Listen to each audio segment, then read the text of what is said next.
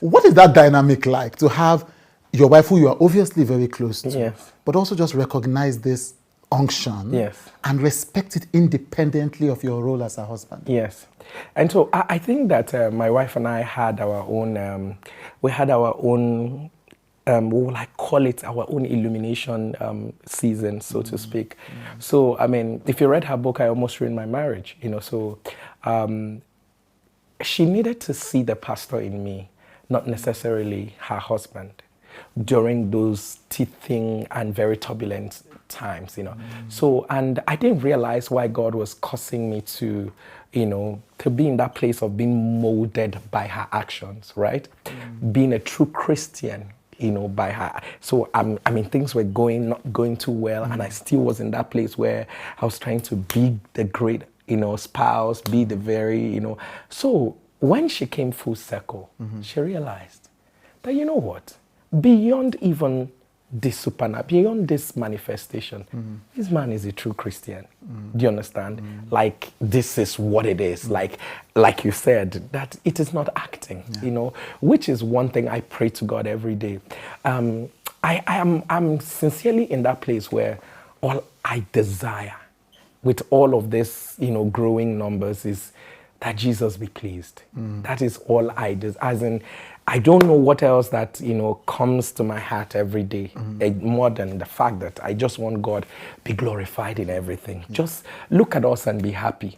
Look at us and don't feel like, okay, they've joined this bandwagon again. May we never, in our journey, it's a heartbeat for me.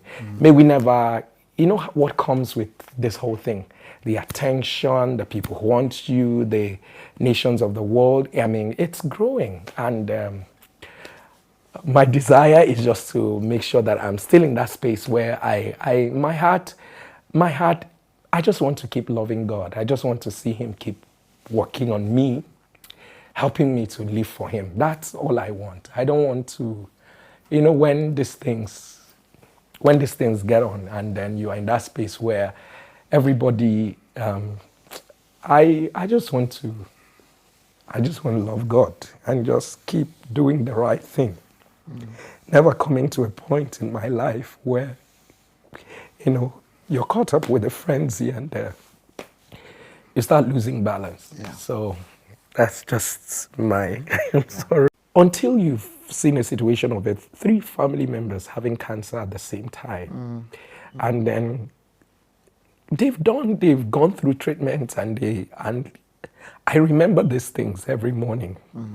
I come to the altar, and then if you imagine the number of devices, both on, whether it's on YouTube, on Facebook, how many people will connect, so you can imagine how much, issues we have to deal with, and people who send us too many, prayer requests, and all that. Sometimes I'm just overwhelmed, and I'm saying and because my heart is in this, you don't know.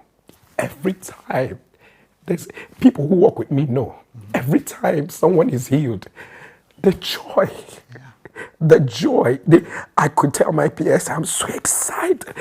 God, I'll be sharing testimonies with them and all of, because I just want to see people smile. I mean, I hate anything that represents evil, so every time I come, the burden can't even go away. The burden can't even go away, because sometimes if God doesn't even place the burden in your heart, the things you're seeing, the messages you're seeing, if we finish this interview, if I bring out my phone now without anything and I show you, you'll just see a list of, this one and all of that. I've had to change numbers, but it's not working. So you still have these messages enter into how the new one goes out, and people find that one, and it just goes out. People are hurting.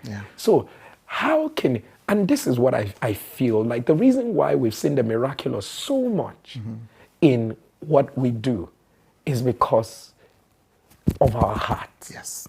So, like you said, compassion. Nobody can walk in the supernatural without compassion, because I see a lot of pastors who come to me, Pastor Jerry, we want this mantle of the miraculous, lay hands on us. They don't used to lay. I mean, there are things that come from the place of brokenness. Can you carry this burden? What do you want out of this miraculous? What do you want?